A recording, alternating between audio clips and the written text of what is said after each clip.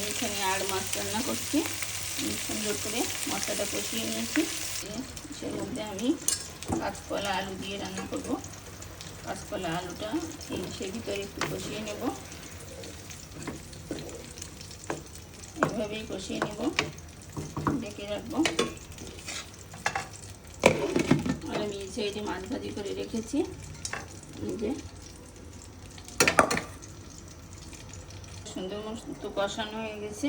আমি এখন পরিমাণ মতো পানি দিয়ে দিয়েছি। সুন্দর, এখন আমি আবার ঢেকে রাখবো।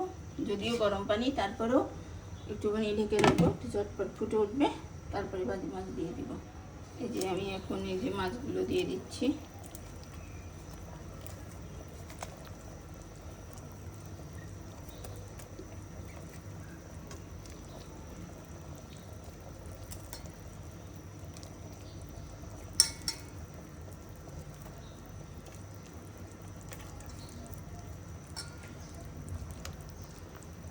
এখন ঢেকে রাখবো, মাঝে মাঝে আলগা করে নাড়িয়ে দিব, হয়ে গেলে নামিয়ে ফেলবো। ধন্যবাদ সকলকে, ভালো থাকবেন, সুস্থ থাকবেন। এইভাবে কাঁচকলা আলু দিয়ে আর এই মাছ দিয়ে রান্না করে খেয়ে দেখবেন।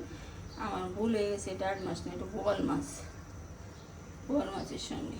ধন্যবাদ সকলকে, ভালো থাকবেন, সুস্থ থাকবেন।